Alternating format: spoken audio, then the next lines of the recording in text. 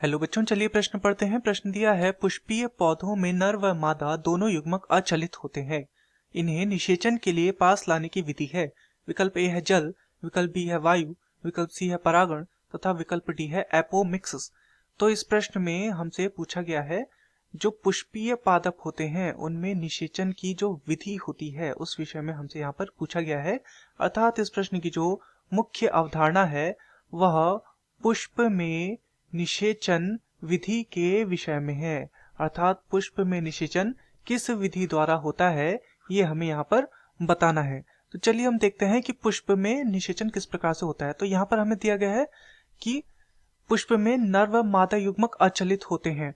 तो पुष्प के हम पहले नर और मादा युग्मकों को ही देख लेते हैं। तो पुष्प में जो नर युग्मक होता है उसे कहा जाता है परागकण, परागकण।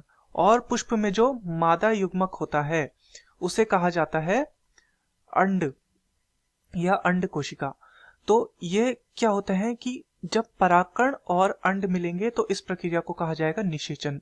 परंतु ये दोनों ही क्या होते हैं, अचलित होते हैं। अर्थात ये दोनों ही स्वयं से स्थानांतरित नहीं हो सकते, तो इन्हें किसी माध्यम की आवश्यकता होती है। और जब ये किसी माध्यम के द्वारा अपने परागकण क्या होंगे, किसी माध्यम के द्वारा वर्तिकाग्र तक पहुंच जाते हैं। वर्तिकाग्र तक ये परागकण क्या करेंगे, वर्तिकाग्र तक पहुंचेंगे। और यहाँ पर वर्तिकाग्र पर पहुंचने के बाद क्या होगा कि यहाँ पर एक पराग यहाँ पर बनेगी पराग नली। तो ये पराग नली के द्वारा कहाँ पहुंच जाएंगे, अंड तक पहुंच जाएंगे और निषेचन संपन्न हो जाएगा। तो ये पराग नली के द्वारा अंड तक पहुंचकर निषेचन संपन्न करेंगे। परंतु ये जो प्रक्रिया है जहां पर क्या होगा कि परागकणों का वर्तिकाग्र तक पहुंचने की क्रिया है, ये महत्वपूर्ण है और यही विधि है और इसे कहा जाता है परागण।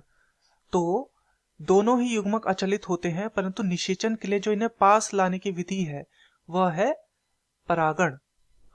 तो चलिए विकल्पों को देखते हैं। विकल्प ए है जल। तो जो जलीय पादप होते हैं उनमें क्या होता है, ये जल जो होता है परागकणों को ले जाने का एक माध्यम है। तो जलीय पादपों में ये क्या करता है, माध्यम का कार्य करता है परागकणों को ले जाने का, परंतु यह विधि नहीं है। तो ये हमारा गलत हो जाएगा। विकल्प बी है वायु। तो वायु क्या है, वायु भी एक माध्यम का कार्य करता है, परंतु यह विधि नहीं है। तो ये भी क्या हो जाएगा, गलत हो जाएगा। विकल्प सी है परागण। तो बिल्कुल परागण जैसा कि हमने देखा ये सही है।